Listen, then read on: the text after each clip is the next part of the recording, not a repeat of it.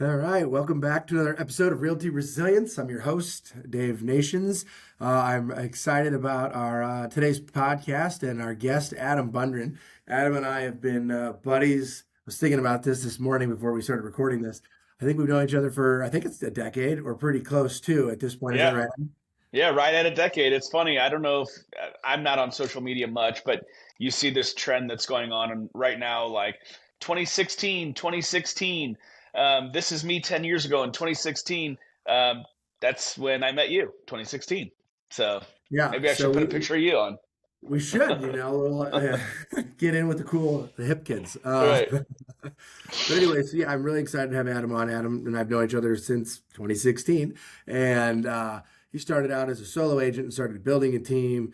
And he's got a great journey, and wanted to interview him today and jump into that now. And thanks for having you on. Or thanks for jumping on, Adam, Yeah, and yeah. doing this. Appreciate it.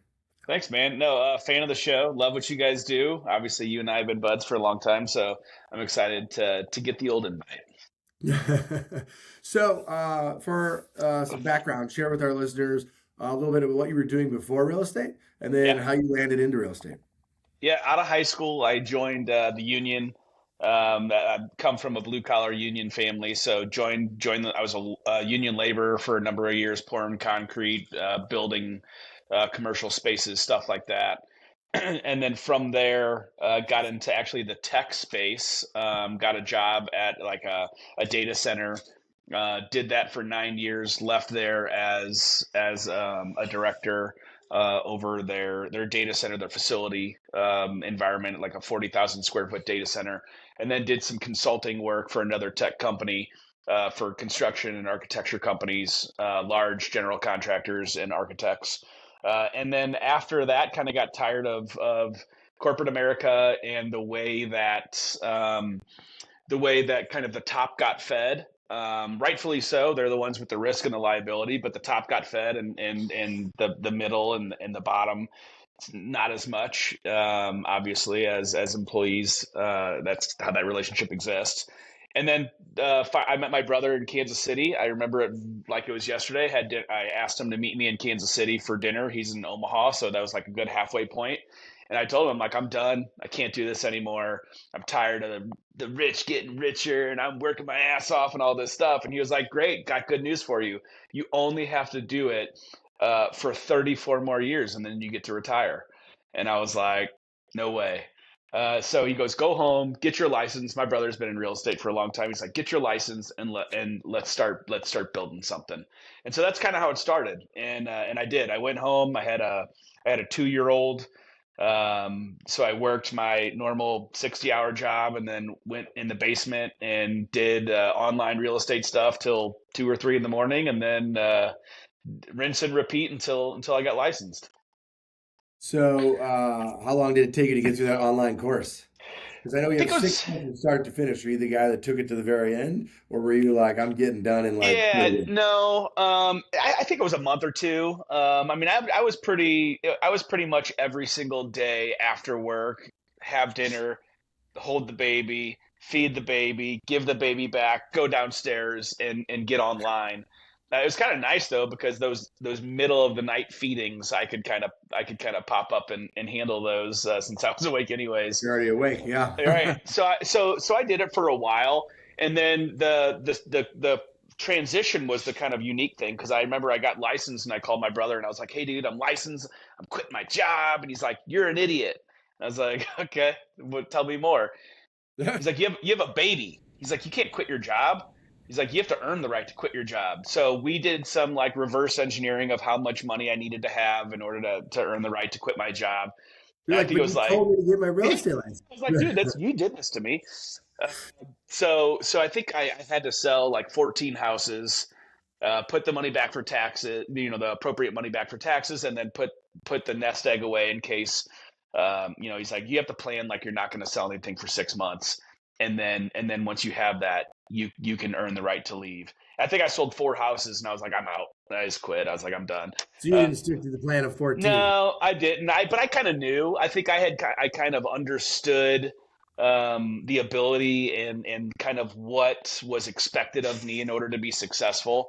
And I also understood like the amount of licensed agents that were had zero production or zero intention of looking at this like a business, and that just wasn't me. And I was like, okay, I'll be fine. So I jumped. My wife was a little frustrated, but you know, I Now, think you did got you to kind of have do that. any savings from the job that you had when you took that leap after the 4 deals? Yeah, not really. You know, I'm kind of a serial entrepreneur, so I had made a couple of not great decisions, learning opportunities, I guess you could call them. Prior to me getting into real estate, I owned some retail stores, and those had just kind of there was some government regulation that I guess modified the success of those, and so tanked, liquidated a bunch of my 401k, my life savings, and then was like, hey, by the way, I'm getting my real estate license and I'm quit my job. So it was a nerve wracking few years. Still married? Um, Still married, yeah, still married, yeah, That's it. yeah, still Just married. what you just described. That's wow. She's a saint. I already thought she was, but she really is. You know, Um, so then this is great, and there's some of this I have not actually heard, even though we've been buddies for a long time. yeah, And I think this is great because this is real life. There's so many people every day that I talk to that are getting licensed or want to get licensed, and that transition from the full-time day job, salary, all of the things to 100% commission is a huge hurdle in this industry for people to get through. yeah. How did you do it? I mean, I get it. Like you explained, I did my four and I quit, but okay, great. But like seriously, like that's a huge leap, right? And again, you have a kid, you're married, Yeah. you have a lot of responsibility there. What was it that you're like, I'm doing this, Yeah, and well, you yeah, know, I was super lucky because I also had a really cool safety net. I had been in the consulting space for like 3 years for this other company, and I was like the 14th company in. And by the time I was ready to leave, they had over 100 employees. And so I was consulting with a lot of companies in the St. Louis area, but I also was in Valparaiso, Indiana, Madison, Wisconsin. Um, Carmel, Indiana, Chicago. I had clients in each of these locations, and so when I went to leave, I had a great relationship with the owners of that company, and they kind of knew that I was doing that. I was planning to do this, and I think that was part of the allure to having me on the staff was he has the business owner's mindset, so he can sit with these business owners. The role that I had with the company was called a VCIO, a virtual CIO, and I essentially was like assigned to these 25 different companies as their CIO. So I would, sit with the leadership staff and help them strategize technology initiatives to impact, the either the productivity or the profit margin or whatever it was. And so I knew that this was going to happen, and they knew that this was going to happen. And so when I left, I asked if I could stay on as a consultant for one of the companies. That was a company up in Valparaiso, Indiana, that I really liked them a lot and liked their leadership a ton. And so they said yes. So I kept that consulting client for a whole year after I was, out of tech. And I went up there every 6 weeks. I sat with their board, did the same thing that I always did. It was a fraction of what I was making, but it was enough to like get rid of the scaries. So I created a little bit of a safety net for myself. But at the same time, it was not enough of a safety net to where if real estate flopped, I would be able to essentially be fine. Like I needed to make it, but also I wasn't going to miss a mortgage payment. got it. So we met in 2016. What year did you get licensed? 2016. It was that same year. That was your first Yeah. year. I thought you had been in it for a year. I Yeah, I was guess in it not. when you and I met. I was in it for like 5 months. Okay. All right. So you're like brand new into this thing. Because I remember the whole Valparaiso thing and all of that we were Yeah. doing and whatnot. It's bringing back memories. Yep. Okay. So then first year in, do you remember how much you closed? Yeah. 14. First full year was 14 properties. Um, it was, I think it was like 3.5 million or something like that. So now, first full year in 14. Now that was, I guess, then the year after this first year where you like did the four, but you were still doing right. Just to clarify. Yeah, I Yeah. probably that the first year when I was kind of double dipping, I probably did, 6 or 7 Okay. total. Um, yeah, I know. My oldest would, or my youngest would love that. My Watch oldest, the not so pot then. much, right? Um, but yeah, so I mean, I don't remember what my first kind of double dip year was. It was, to be honest, it was kind of a tornado of not a ton of sleep, Yeah. just trying to keep my head above water. I had some really great mentors, professional mentors. Um, my brother being probably the biggest one, and he would kind of let me make mistakes. So um, it's kind of how I learned. Like we would be doing this stuff, and I'd say, "Hey, man, I got this problem. This is what's going on." And he'd say, "I don't know, can we put an E next to your episode? I don't know if I can Yeah. cuss on here." You're gonna have to do the beep, You're beep some right. words out here. Yeah. He'd say, "Oh man, yeah, you're gonna fuck this up." And I was like, "Okay, well, can you tell me how to not do that?" And he's like, "No, you need to bump your head on this." He wouldn't let me do things that were going to impact clients financially or hurt my family, but like he knew that if I tell you the right answer, you won't feel it. You have to figure out what you think the solution is, and then come back and talk to me, and we'll figure out if it was right, wrong, or otherwise. Smart advice. Hard Yeah, advice to give, especially to your brother, yeah. but it's smart advice. Yeah. So that first year was kind of chaotic. The second year though was when I came to Keller Williams, and I kind of basically puppy dogged around you for the majority of those next 9 years. So Next 9 years, yeah, forever after that. yeah, No. right, right. Um, but that is how we became buddies. So then you came over to KW and started building your business and did that for how many years? So I was kind of solo on my own for 2 years, probably 2 or 3 years. And then I was starting to pick up enough business and do, I think I was in like the 30 unit range um, for those, years 2 and 3 or 3 and 4, whatever it was. And I think building a team was the next logical step. And so I actually, from a scripting practice that I was doing, one of the scripts that I used for lead generation was just calling my sphere of influence and saying, "Hey, I'm thinking about building a team, and I'm curious if you know anybody that is either interested in getting into real estate or interested in being an administrative assistant for real estate." And so I don't really know if I had the intentions of hiring anyone. I think that was just kind of my carrot that I was dangling, and someone would be like, "I'm not interested, but I know somebody that wants to move." So that it was somewhat of a disingenuous type of tactic. But when I was doing that, a very good friend of mine who I went to high school with, her husband, and I've known her since we were probably, I don't know, 15 years old. She's like, "Hey, are you serious about needing somebody?" And I was like, "Well, yeah."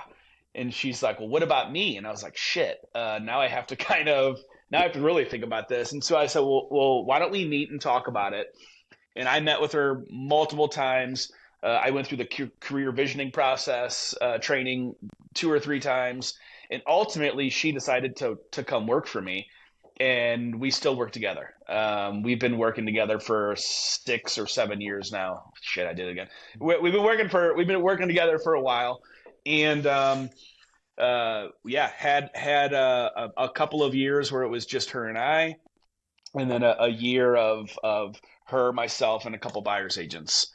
And that was kind of the me building my team with the intention of Bundren Property Group, taking off from there before another Yeah, pivot. so while you were building Bundren Property Group and you made your first hire and all that, what as an agent out there that's listening and wanting to build a team, right, in that phase of your business, what would you go back and say, man, I should have done this better. I should have done this differently. Now, what'd you learn Yeah, that maybe you can help others out there skip some things, that you put together and they're like, I shouldn't have done that.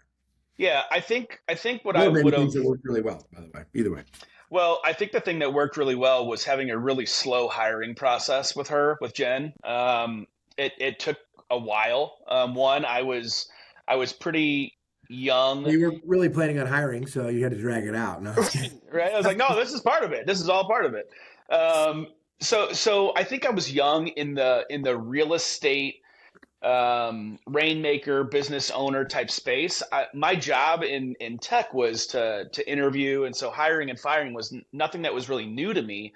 But not only was it new to me in real estate, but it was somebody that I really cared deeply about for her and her family, and her at that time son, and so it was.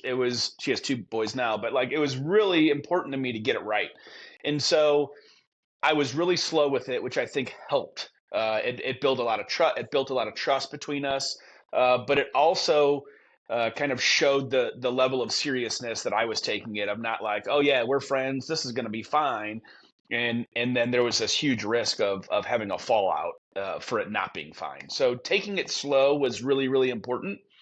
I think when it came to building the business, I wish I would have taken more risk. I wish that I would have moved faster in building the rest of the business. I think I kind of worked in these peaks and then plateaus, and I think the plateaus lasted a little too long. And I wish that I would have hit a ceiling, learned, and then broke through quicker because I mean, I'm super happy with where I'm at and the organization that I'm with and my role.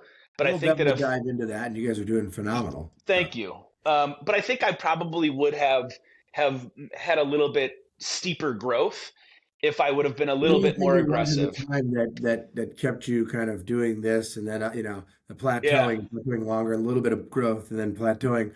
Was it the thinking? Was it fear? What do you think it was holding you back? Yeah, for sure, fear and I mean insecurity, right? A little bit of like that imposter syndrome, which I've always somewhat dealt with in my professional career. Coming from a blue collar family. I didn't go to college, and I got into construction, which is what you just did, and then getting into tech, and within the course of a decade, getting to the C suite, and then moving on to a consulting company, and kind of getting into the director and C suite level there. I think I'd always thought that I was receiving positions that I wasn't necessarily qualified for. I've always kind of had that chip on my shoulder to do it. And so once I got to it was mine, I think I questioned myself a ton. And so I spent a lot of time in this fear or overthinking and just kind of this paralysis that I don't believe benefited the growth that could have happened sooner. That's great. It's great advice. So, slow to hire, quick to fire. Yep. Kind of like we've heard over the years. But what you really did stress a lot about the slow to hire part of that. And then it sounds like mindset, right, is another big piece, and really what Yeah. needs to be in place in order for you to really grow. And again, I think it also depends on what it is you're wanting to build, right? Right. Someone else may be good with one hire and maybe one or two other agents, and that's it over the course of 3, 4, 5, 6, or however long. But if your goal was to go bigger, better, faster, that mindset around it is probably the key component. It sounds like that was Yeah. keeping you from doing it. Do you think that stems from also then a lack of like being around the right people, having the right conversations, or any of that kind of stuff? I mean, we've now grown a lot over the last 10 years, right? And you look back and think about things like that. I do same thing with our Yeah. team at business and think, man, we've come a long way. But like we've also been doing this for 12 years. We could be double, triple where we are. Same Yeah. theory, right? Like, could we have gone and done this faster? What would it Yeah. take? And that's why I'm asking you think sometimes how much environment plays into that. Well, environment is one of the biggest factors, but I think also where you are within the comfort level that you have with yourself is going to be the most important piece, or at least it was for me. I was very much a person who wasn't necessarily worried to have the right people around them. I wanted to have everyone around me. I wanted to literally be friends with everyone because I wanted everyone to like me. And so I had to create a lot of different versions of myself and manipulate relationships and create these non-authentic versions, so that if that person liked me, that would validate me, to say I was good or I was right or I was doing the right thing or whatever it was, when in fact I had zero idea of who I was. I had no true identity because there was 50 different versions of Adam out there. And so it was really difficult for me to believe in myself when I had no sense of self. And so it took a This just took long a time good to get turn that. Yeah. into something totally different. But I'm glad you brought it up, and I appreciate your vulnerability and willing to share. How did you work through that? And I know we have talked for a long time. We've coached together for years, so I'm very Yeah. familiar with all this. And I, again, appreciate you sharing that. And I think there may be some others that can, resonate with this. And how do you work through that? Because again, I think it also goes right back to what you said. If it's an imposter syndrome thing, and you're not sure who you are, and and now you've spent lots of years trying to really figure this out, and I think Yeah. you've nailed it now. Yeah. What does that look like in a nutshell, right? I mean, you spent years doing this. We're talking, we're on Yeah. a podcast for a few minutes, so Yeah. You should get it. It's done. Now you're good now. it should Yeah. be. I think there's, it's hard. I mean, I know what like catapulted me, which is being in a really, really bad spot, a really low spot and in a really dangerous spot. But I think when it boils down to like what was the catalyst to changing or tweaking or whatever you want to call it is kind of this belief that people are inherently good. Yes, there are serial killers out there and evil and all that stuff, but I think for the most part, people are good. And if people are good, then that means I'm good too. And I just have to figure out who me is. And so stripping away not only like the monster that you create yourself to be, but also the pedestal that you prop yourself up on. If you strip all of that away, and I had a really awesome support system to do that. I have a great family. I have awesome friends and homies and people that love me and care about me and give me grace. But I also have a really awesome support system with this a men's support organization that I've been a part of for a number of years that helps you strip away that ego and also strip away that shadow and find out what makes you tick and what type of man you want to be. And it's constant work and reminder to pursue that reality. And it's a slippery slope because as much as there's things that feed me to be the man that I want to be, there's this other side of us that is built on fear and insecurities and pain and trauma and all this stuff. And sometimes they can look very similar. And if you're not careful, you can be doing things which you think feed the man that you want to be, but if your intentions aren't to build it out to be that, it can lead you down a path that is very quick to do a 180. That's wild. Dr. Bundren, Right. yeah.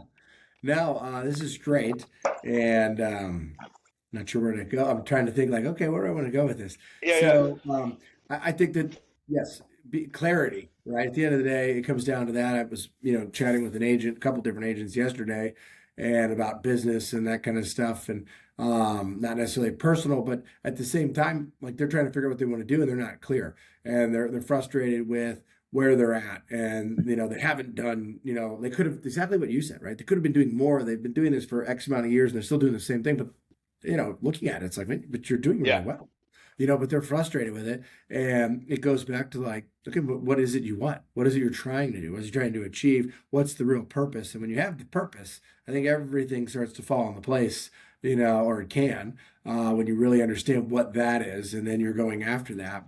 That's what gets you up. That's what drives you. That's what motivates you, and it becomes your North Star and you're very clear on it. And I think when it's not like that, you're not sure who you are, what you're doing, why you're doing any of that. You're just sort of doing, and you're just sort of going through the motions. So, Yeah, uh, is huge. Like you said, it doesn't matter what you're doing, whether you're talking about who am I type existential crises that people get in, or I'm looking to build a business, or I'm looking to buy a home. I mean, it's the same. It's the same exact thing working with clients.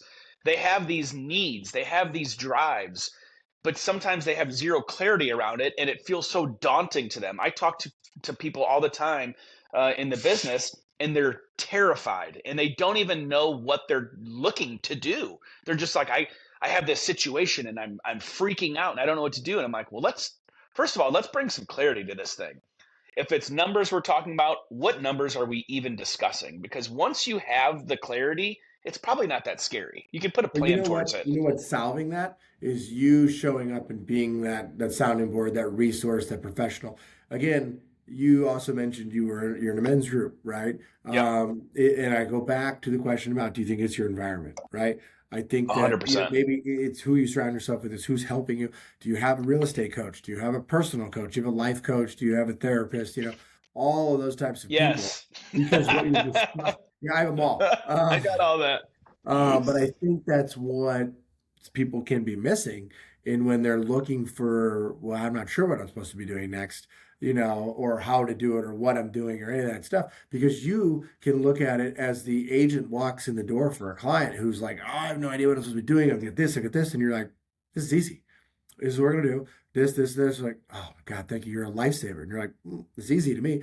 But they're in the weeds. They're in the middle of it, right? You come Yeah. in and you're looking at it from here and they're down here. It's like, oh, here we go, done, right? And that's no different than when you're in your own personal world and somebody else is looking at it going, okay, well, let's, and coaches you through, talks you Yeah. through that. So it's wild. And I think that just stresses the importance of having a coach, having a mentor, who you surround yourself with matters, all that type of stuff that, and as agents in this industry, you can be on your own island easily. You can be out there doing your own thing and great and successful. But really, if you're trying to grow and you want to be pushed or, any of that kind of stuff, it's okay, cool. Who's supporting you and Yeah. who's in your corner? For sure. I think who you surround yourself is or who you surround yourself with is extremely important, and it's almost equally as important as who you're not surrounding yourself with, right? So same, to use your example about a client who is sitting there and someone walks in the door and they're freaking out. There's tons of realtors and professionals out there that sit in the room and freak out with them, right? Because that's what they know to do. And although they're there to help, they're not really helping. They're really feeding that insecurity and that fear that potential client has. And now you have a poor experience. And so it's the same thing personally, right? If you're in the middle and you have people that you shouldn't be hanging out with on one side and people that you should be leaning to on the other side, if you're stuck in the middle, you're kind of just in this purgatory of non-growth. And I think most professionals, certainly the ones that are listening to your show, I think are the ones that are trying to figure out how to grow, how to increase, whether it's productivity or staff or whatever. They have to be looking towards someone that has done it. I mean, you used to teach me R&D all the time. Rip off and duplicate. Like, look at somebody that you admire, look at somebody that you look up to their story, and figure out how to do the thing the way that you would do it, but that they've already done. And so you absolutely need to be looking towards something bigger if you want to be something bigger. Yeah, well said. Okay, so you had your team and you were Yep. building it for a while, right? And now Yep. you are part of another team that you then rolled into and created a partnership. Tell us about how that started and what that's looking like with Yeah. Lauren Realty. Yeah, so I'm with Lauren Risley Realty. I'm the director of sales and one of their agents as well. I'm in production, and Lauren and I have kind of been in the business together. We shared an office together before we had our own teams. At that time, solo agents could share offices, and it was cheaper. So we shared an office. And then she started to build her stuff, and I started to build my stuff. And she did a ton of stuff on like YouTube and is really good with like social media and influencing and all of that stuff. And so she got the opportunity um, to I don't know, put her name in the ring for a show, and they fell in love with her and she killed it. And so they immediately were like, we have to have this girl. She's going to be the next thing on HGTV. So she signs on and she reaches out to me and she's like, hey, I want to come over for dinner. And so she came over and she's She like, hey, invited I herself over. yeah, she's like, I'm coming over. And I think I'd made mac and cheese and chicken chicken fingers, and she's like, and red wine. You got to have red wine. And then she said, "Hey, I want to hook up and do some business together." And I was like, "Hey, listen, love you, what you do, respect it. Not interested in a partnership. They don't work." And she's like, "Good. I don't want to have a partnership. I want you to close your doors and come work for me." And I was like, "Pass." And she's like, "Hey, dummy, just listen for a minute." And so we had a few other conversations about business and what she had going on and how that could potentially impact production, and I was torn for a while. And I met with some people, and I met with my brother and my coach and some friends and asked them all these questions. And ultimately I had to make a decision of, what do I want professionally and in my own like success? What do I want? It's this, right? Am I going to get there faster working with her, or am I going to get there faster trying to break through all of my, ceiling plateau business that I was in? And the answer was pretty clear, was that I could achieve the things that I personally want to achieve partnering with her. Um, and the biggest like hurdle was washed away. And then I remember calling her and I said, "Hey, I think I'm in, but I have one rule." And she's like, "What is?" And I said, "Jenny's got to come." And so she said, "Done." She didn't even ask. She's like, "Done." And so yeah, Jen's been a part of it since the beginning. That's wild. And I love that you really took a deep dive into what's going to get me my goal, right? There's so many people in real estate. I mean, real estate's big, ego-driven business, For right? And sure. everyone wants to have their name or their face and all the things on all this stuff, right? You know, but but at the same time, I think when you really step back and say, okay, what is it I'm trying to get after? Doesn't Yeah. have to be your brand, but you're still getting what you want, right? And that's exactly what you realized, and that's what you did, and you're getting it, and you guys are doing phenomenal, right? Yeah, well, and I think the rub was like exactly what you said, right? I had BPG all over everything: hats, shirts, hoodies, jackets, everything. My kids would wear it on their t-ball team and all this stuff.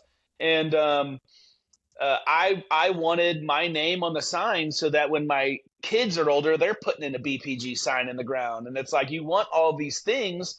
And when I stepped back, it was like I wanted my kids to do it because I wanted my kids to be proud of me. I wanted my kids to know that I'm a good dad and look at what I built for you and all this stuff. And it's like, well, why don't I just go build what I really want and be a good dad? Like you can still give, like, you can still give the life that you want without it attaching it to your own ego. Yeah. And I think the other big thing is in this business is realizing that like the name on the sign doesn't matter. It's the relationships you have with the people. I had an independent before I came to KW, and I remember Barroso telling me, he's like, "You don't really have a brand." He's like, I mean, no offense. He's like, "You've been Right. an independent for however many years, 3, 4, 5 years, whatever it was." He's like, "But no one really knows who that is, or it's not like we're some massive, Remax or a Coal Bank or whatever." Right. And I was like, okay. But at the end of the day, I've always thought about that, and it really doesn't matter what the sign says. It's the relationship you have with that person when you walk in the door, right? It could be a cold Exactly. lead, but that's gonna be a little bit harder to convert, right? Yep. But Yep. if you have relationships when it's your mom or it's your cousin or it's your best friend or it's a referral from your best friend and there's that trust there, like it all goes back to that. Nobody shouldn't say nobody. There are definitely people.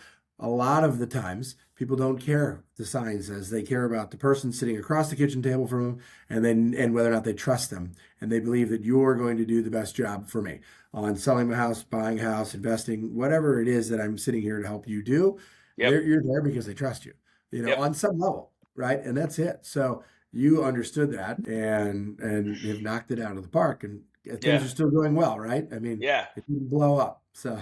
Yeah. Yeah. Things are going well. But yeah, I think you're right. I think it's people want to work with people they trust, and they want to work with people they like. And so sometimes what I think happens in this industry is people focus way too much on the people they like, as opposed to being somebody they can trust. And it kind of goes into operating your activities, all the stuff that you do. At least for me, I do it without transactionally the expectation of getting something in return. So like if somebody reaches out to me and they're in need of something, I'm not trying to figure out like how do I get this person to buy something from me. I'm like, how can I solve their issue so that I can be a resource so that when they need to buy something, there's just no choice. They know who to go to. Now, I obviously have tasks and follow-ups and things that I have to do to push the, to move the needle and push the ball down the court. But at the same time, if I'm leading with that, it's no different than a brand new agent having commission breath and spewing all over a potential and chasing them away. Absolutely. So, one of the things I'd be curious to learn about, having had your own business, Lauren having her own business, what's Yeah. it like bringing two together and doing it Um, successfully like you guys have done? We again, I've been in this for 17 years. You've been doing it for 10, a little over 10. So you probably run into people that do partnerships and or join other teams or roll businesses in and that kind of stuff. I'm curious. You guys are a successful story behind that. What tips do you have for others that are talking about that or considering that or like, maybe we would have done this differently? yeah. Again, just growth opportunities here. Um, I think one of the biggest ones is just being able to communicate. Not just between her and I, but with Jen and the other agents on our team. Having the ability to communicate honestly is super helpful. And it doesn't always work perfectly. I mean, Lauren would be the first one to tell you that her and I have had some knockdown dragouts. Yeah, but you were communicating You're just a right, little more right. intensely. Yeah, right. We're passionately communicating, um, but there's always has to be some type of resolution. Otherwise, the resentment's crazy. And we've probably both dealt with that as well within our relationship and the business that we've built is if there's a reason why she wants something done a certain way, she's going to explain it. And if there's a reason why I want something done a certain way, then I'm going to explain it. But what happens a lot when you don't communicate well is you're talking at somebody and the other person is defensive. And now there's no justification on why a certain thing has to happen a certain way. We've had these conversations from everything to potential lead levers, investments within the organization, both investments in agents, investments in marketing, investments in events, things like that. So you don't always have to agree, and you really shouldn't always agree because if you are always agreeing, you're probably the agreeable one, and someone else is just kind of running their agenda because you're agreeable. Um, and I think that discourse is really really healthy if you can communicate through it. And so it's like any other relationship. Jen and I are extremely close, and we don't agree on everything. And she also doesn't have a problem saying, "Hey, stupid, do your thing. You said you were going to do it, and you have to go do it." And I could choose to be like, "What? What's her problem?" Like that. We all have to understand that we're moving in the same direction. And if you don't have like a goal that you're moving towards, it's just a bunch of individuals talking at each other. And so the communication and the singular driven goal that you have, whether it's an annual production goal or a team vision or whatever the initiative is, it has to be communicated to everybody. There's one thing that drives me nuts about trying to build businesses, and that's when you're and this is from like a team lead perspective, when you're communicating, whether it's like in real estate, here's our splits, here's our standards, here's our value proposition, and the agents are like love it and they sign off on it and they agree to everything, and then they start kind of getting into the groove and they start doing some stuff and feeling good, and then all of a sudden they're like, hey, we want to change, I want to change some stuff, I want better splits, or I want a different value prop, or I want more attention in this area. And it's like, you know what this is, you know exactly what you signed up for. I remember you signed it, we sat down, we agreed upon it, but now that you feel like I need you more than you need me, all of a sudden you want to switch it up, and that's not what this is. So it's also having the ability and the willingness to have really difficult, honest conversations with your staff, with your clients, and with your partners. That's great advice. Yeah. And that's probably one of the hardest things to do is the difficult conversations. I think a lot of us, and I guess I should just speak for myself, as an agent who's very friendly and loves getting to meet people and talk to people and wants to be liked by everybody, having the tough conversations is something I've had to grow into for years. Yeah. And early on, you're like, okay, it sounds good. And in your head going, why am I doing this? I know this Yeah. is messed up. I don't want to do this, but I don't want to have the conversation either. So I think it's another great piece of advice. The faster you can, run to the problem and address it and take care of it and have the conversation and get it taken care of, the better it's going to be. The longer it goes on and lingers and festers, it turns into a bigger deal, because you're avoiding it anyway. By you avoiding it actually makes it worse. So Yeah. Yeah. speaking from experience. So yeah, Yeah. this is great stuff today. Yeah. Yeah. I had Okay. this really great. I had this really great mentor. His name was Harry Asher. He passed away a couple of years ago, and I'd met him through my men's organization. And he used to tell me all the time, support looks weird sometimes. And I never really knew what that meant until I got to have a lot of, kind of in-depth conversations with him as he was kind of going into the sunset, so to speak. And he used to say, your goal is to support and serve, right? That's your goal. Like for me, that's my goal, is to be someone that supports and serves. And he said, that doesn't mean signing off on anything and everything that everybody says. Sometimes the way that you support them is by letting them go, or letting them free, or letting this the hard deadline, or the hard boundary that they have for you, letting that be the boundary. And it's really, really difficult to do, but I've used it so much over the last few years, of like, an agent will come and say, this is what I want, this is what I'm going to get this, and they think they're asking me for it, but really I'm awarding them and supporting them and giving them the ability to go do it, just not here. Like, hey, you're right, you should be able to make 70 grand working 20 hours a week. You absolutely should. I think you should do that. And they're like, yeah, all right, we're on the same page. I'm like, cool, best of luck to you. Get a higher price point. You're a solo agent, so you get 100%, and let me know how it goes. And like, what do you mean? That's it? And I'm like, yeah, I'm supporting you. I think you absolutely can do it. There's no way you can do it here, but you can do it, right? And Yeah. and it's difficult, and it's being able to serve and support compassionately, even if the result is not what they're looking for.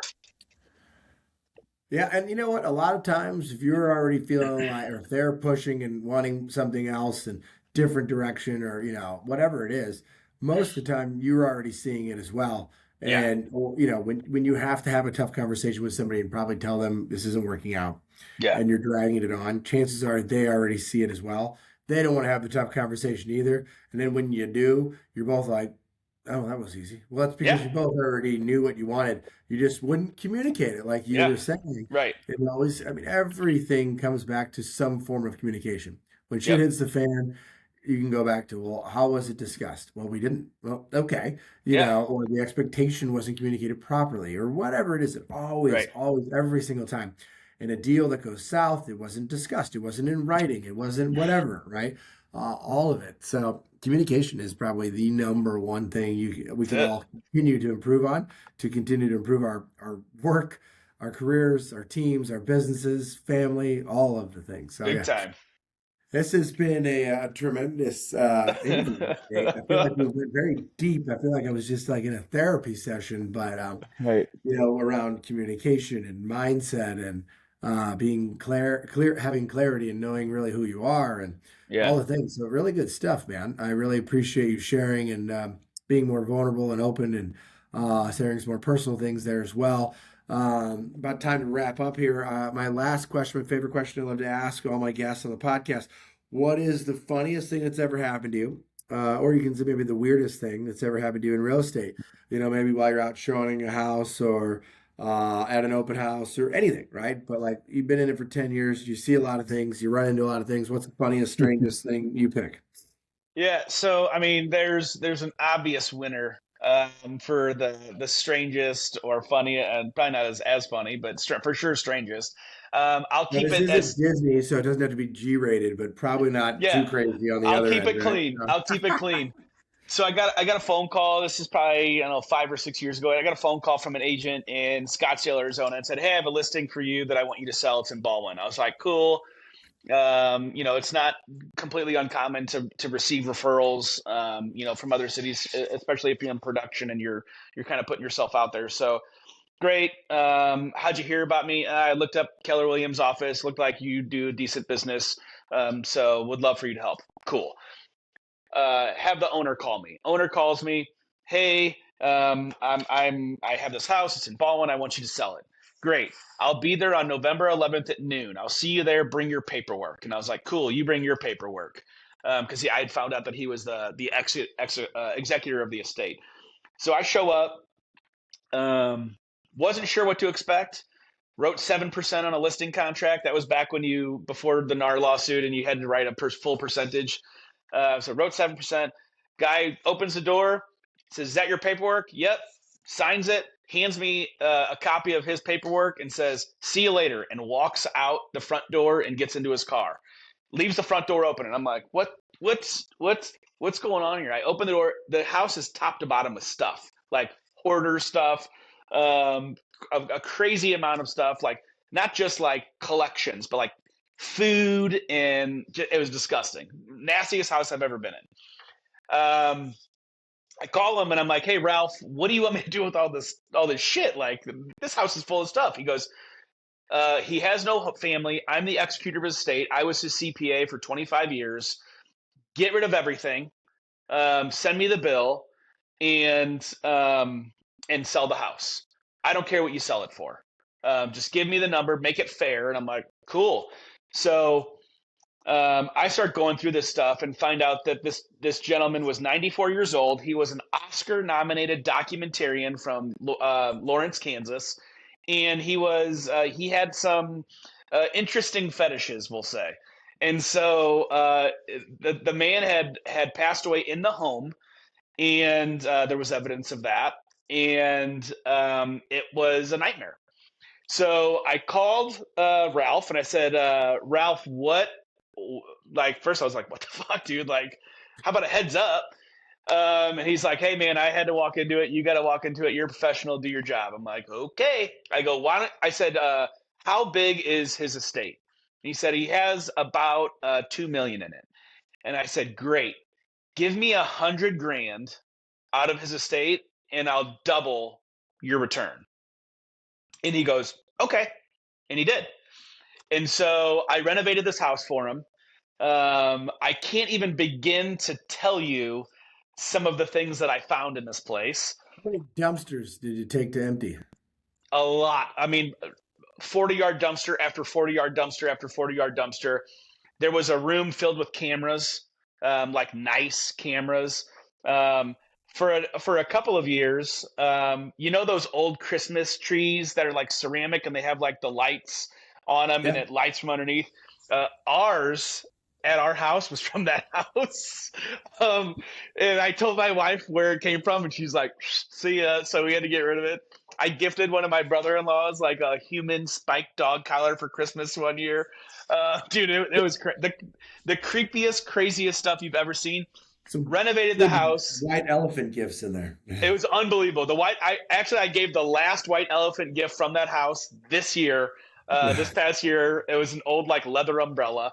It's the Um, gift that keeps on giving all year it's long. unbelievable. I renovated the house and I sold it to a buddy of mine. Still lives in it, raises his kids in it to this day. Made me swear to never tell his wife what we found in that house. But yeah, man, I mean, I've seen some crazy stuff. If this was like a podcast after dark, you would have, it would be crazy. I mean, it was We're rolling that insane. out next month. That'll Yeah, be right. Invite me yeah. back on. I'll tell the full story. Yeah, no, but that's even. I mean, yes, there's some crazy stuff that you found and the amount of stuff that was there. But what's really cool is that you got referred this deal, and then the guy just gave you money to go in, and you just rehabbed it and said, I'm going to just take this thing and run with it. Dumped a bunch of money and rehabbed it, sold it, and did really well. Yeah, and I mean, to be honest, it was the having the clarity of what the ARV was like, okay, this house he wants me to sell it for this, but it could be worth this. And the range was gigantic. And it was like, dude, give me $100,000. I'll turn this thing into a gold mine for you. And he did, I assume he saw that he was working with somebody that had vision, but to be able to sign off on that, I'm sure wasn't easy. But at the same time, like, he was met with a budget for the reno. He was met with ARV, timeline. I had selections from vendors. Like, everything was kind of laid out for him. And it was like, dude, all you got to do is write a check and wait 4 months, and I'll give you a bigger check. And he was down with it. It's awesome. What a great Yeah. story. And you get paid, I'm just curious on that deal. You get paid just commission, or did you make money flipping and commission? Did you get paid Yeah, a couple no. So times? I got Are you paid. allowed to talk about that? Or? Yeah, I mean, it's statute of limitations are probably up. No, so I got paid for the commission, but I did ask him because there was some stuff in there that was fairly valuable. And I asked him, I said, dude, like, I can't throw this shit away. Like, there was an old Ruger, like, 6-shooter in the plastic still with the receipt from 1965 that this dude bought it. And I said, what am I going to do with this? And he said, get rid of everything. And I said, can I keep this gun? And he's like, keep it. So I kept it, and I sold it a couple years ago. But like, I did okay, like, selling the house. But at the same time, like, I got a bunch of really great stories. I got a bunch of cool stuff that, like, I still have. My kids are in, like, when their friends come over, they like make these videos and like, we're gonna do a skit and make a movie. Like, I had one of them those things that like take two. I got one of those from that house. Like, I got all kinds of crazy shit from this dude's house. Yeah, and like, that's worth it right there. And the best part, like, the icing on the cake was like, my buddy called and he's like, hey, do you have anything in this area? And I was like, dude, I'm renovating a house right now in this area. And so I was able to ensure that he got in, had the information, no competition. He was in it early enough to where, like, we switched up some selections, some remodel selections for them, to kind of make the home what they wanted. And it was like the biggest win-win-win all the way around. That's awesome. Yeah. Very cool. Well, great story. Thank you for sharing that. Yeah. Thanks for being on this today. For anybody that's out there listening and wants to connect with you or has more questions or referrals for you, how do they find you? I'm not really on social media. I have an Instagram. I think it's private, and Jenny does all the posting for me. They can email me, abundren@kw.com. They can Google me, and my cell phone's all over the internet. I'm a realtor. They can find it there. Well, send you a letter in the mail because you're not on send me a social letter. media. Yeah. Okay. Well, perfect, man. Appreciate you. And this has been wonderful. And for all those out there listening and watching, appreciate you guys as well. Thanks as always. And this will conclude another episode of Realty Resilience. All right. See you, Adam. Peace, buddy.